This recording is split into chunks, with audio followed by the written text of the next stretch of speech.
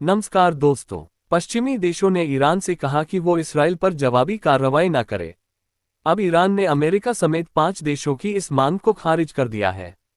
जुलाई 2024 में तेहरान में हमास नेता इस्माइल हनिया की हत्या कर दी गई थी। ईरान और हमास इस हत्या के पीछे इसराइल का हाथ बताते हैं। इस्माइल हनिया के ईरान में मारे जाने के बाद से मध्य पूर्वी क्षेत्र में कायम तनाव युद्ध के खतरे से जुड़ी आशंकाओं को बढ़ा रहा है। युद्ध की इसी आशंका को भांपते हुए अमेरिका, ब्रिटेन, फ्रांस, जर्मनी और इटली ने एक साझा बयान जारी किया था। इससे पहले ब्रिटेन के प्रधानमंत्री कीर स्टारमर ने ईरान के नए राष्ट्रपति मसूद पेजेश्कियान से फोन पर बात की और उनसे इसराइल पर हमले से बचने को कहा है। लेकिन ईरानी मीडिया की खबरों के अनुसार पेजेश्कियान ने जवाब में कहा कि बदला लेना ही अपराध रोकने का रास्ता है और ईरान के पास इसका वैध अधिकार है। अलर्ट पर इसराइल ने इस्माइल हनिया की मौत में शामिल होने की बात नहीं कबूली है। हालांकि बढ़ते तनाव को देखते हुए इसराइल ने अपनी सेना को हाई अलर्ट पर रख दिया है। इसराइल के रक्षा मंत्री योआव गैलेंट ने कहा है कि उनकी सेना खुफिया जानकारियों के आधार पर ईरान और बेरूत में हो रही गतिविधियों पर नजर रख रही है। साथ ही किसी भी तरह के खतरे को टालने के लिए सेना दिन रात काम कर रही है और किसी संभावित हमले का जवाब देने की तैयारी भी चल रही है। अमेरिका ने चेतावनी दी है कि वह ईरान और उसकी प्रॉक्सियों की ओर से बड़े हमले से निपटने के लिए तैयारी कर रहा है। अमेरिका ने बढ़ते तनाव को देखते हुए इसराइल की सुरक्षा के लिए मध्य पूर्व क्षेत्र में कुछ गाइडेड मिसाइल पनडुब्बियां भेजने की बात कही है। लेबनान में ईरान समर्थित हिजबुल्लाह ने भी एक हवाई हमले में अपने शीर्ष कमांडरों में से एक को गंवाने के बाद इसराइल से बदला लेने की धमकी दी है। इस बीच अमेरिकी विदेश मंत्री एंटनी ब्लिंकन ने मंगलवार से शुरू होने वाले अपने मध्य पूर्वी देशों के दौरे को भी टाल दिया है। जानकार ताज़ा हलचल को किसी बड़े हमले की आहट के तौर पर भी देख रहे हैं। ईरान की चेतावनी के बाद मंडराते खतरे के बादल। हमास ने बताया था कि 31 जुलाई को ईरान के तेहरान में इस्माइल हनिया की हत्या उस वक्त हुई जब वह ईरान के नए राष्ट्रपति मसूद पेजेश्कियान के शपथ ग्रहण समारोह में शिरकत करने पहुंचे थे। ईरान ने इस हत्या के पीछे इसराइल का हाथ बताया। हालांकि इसराइल ने इस पर कोई औपचारिक प्रतिक्रिया नहीं दी। इसके बाद ईरान के सर्वोच्च धर्मगुरु अयातोल्लाह अली खामेनेई ने हनिया की मौत का बदला लेने का ऐलान किया था।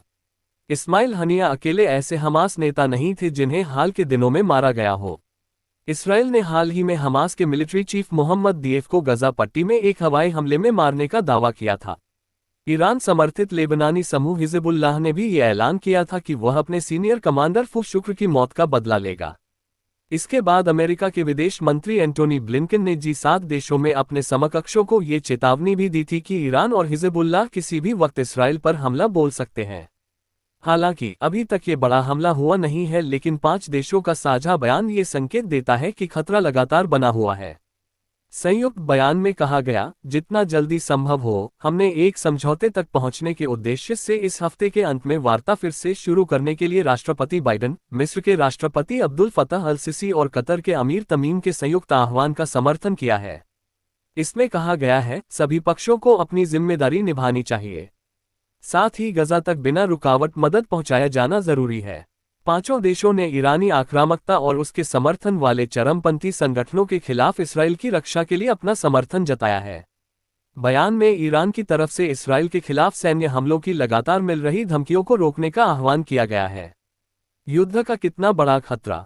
हिजबुल्लाह और हमास नेताओं की हत्या के बाद से ही मध्य पूर्व क्षेत्र में जारी संघर्ष के और बड़े स्तर पर फैलने का जोखिम बढ़ा है।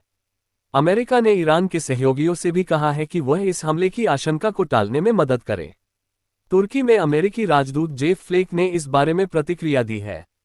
उन्होंने कहा कि अमेरिका ने तुर्की समेत उन सभी देशों से मध्य पूर्व में बढ़ते तनाव को कम करने की कोशिश के लिए कहा है जिनके ईरान से अच्छे संबंध हैं। फ्लेक ने कहा, हम ईरान से भी संबंध रखने वाले अपने सभी सहयोगियों से कहते हैं कि वे उससे ईरान को पीछे हटने के लिए कहे। इसमें तुर्की भी शामिल है। ये सभी देश वो सब कर रहे हैं जिससे परिस्थितियां और न बिगड़े। इस बीच रविवार को ही अमेरिका ने ये पुष्टि कर दी थी कि उसने इस तनाव के बढ़ने की आशंकाओं के मद्देनजर इस क्षेत्र में एक गाइडेड मिसाइल सबमरीन पनडुब्बी भेजी है। ये पनडुब्बी एक बार में 154 टोमाहॉक क्रूज मिसाइलें ले जाई जा सकती हैं। इन मिसाइलों का इस्तेमाल जमीनी ठिकानों पर हमला करने के लिए किया जा सकता है। इतना ही नहीं, बाइडेन प्रशासन ने F-35C लड़ाकू विमानों को मध्य पूर्व की ओर ले जा रहे USS अब्राहम लिंकन जहाज को भी गति बढ़ाने का आदेश दिया है। ये जहाज वहां पहले मौजूद जहाज की जगह लेगा। हालांकि समाचार एजेंसी रॉयटर्स को एक अमेरिकी अधिकारी ने बताया कि अब्राहम लिंकन जहाज फिलहाल दक्षिण चीन सागर के पास है और उसे मध्य पूर्व तक पहुंचने में 1 सप्ताह का समय लगेगा। व्हाइट हाउस के नेशनल सिक्योरिटी काउंसिल के प्रवक्ता जॉन किर्बी ने कहा कि आने वाले दिनों में ईरान और उसकी प्रॉक्सीज की ओर से इसराइल पर हमले का खतरा बढ़ गया है। इसलिए हम लगातार अपने इसराइली और इस इलाके में दूसरे समकक्षों से संपर्क में बने हुए हैं। उन्होंने कहा कि हमें संभावित बड़े हमले के लिए तैयार रहना चाहिए।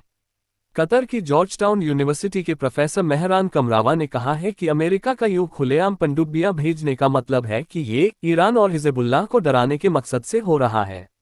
लेकिन उन्होंने ये भी कहा कि हो सकता है कि कहीं ना कहीं ऐसे संकेत हो कि ईरान कुछ करने वाला है या फिर वह हमला ही कर देगा।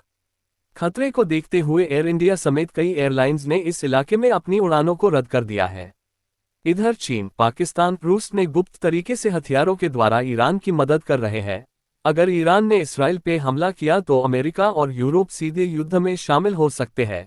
फिर ईरान के लिए जो अभी तक गुप्त रूप से मदद कर रहे चीन, रूस, तुर्की, पाकिस्तान और कुछ मुस्लिम देश भी खुल के युद्ध में शामिल हो सकते हैं। हालांकि तुर्की नाटो का सदस्य है, फिर भी अमेरिका का परवाह करे बगैर इसराइल को धमकाता रहता है। और जब इतने देश एक साथ युद्ध में शामिल होंगे हो वर्ल्ड वार 3 शुरू हो जाएगा।